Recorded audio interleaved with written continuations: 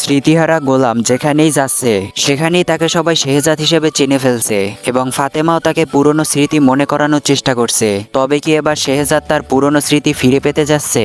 Guys, আজকে আমি আপনাদেরকে জানাবো দুনিয়া টাকার গোলাম নাটকের ৮ নম্বর এপিসোড কবে কখন মুক্তি পাবে। সো হ্যালো গাইস, আসসালামু আলাইকুম। কেমন আছেন আপনারা?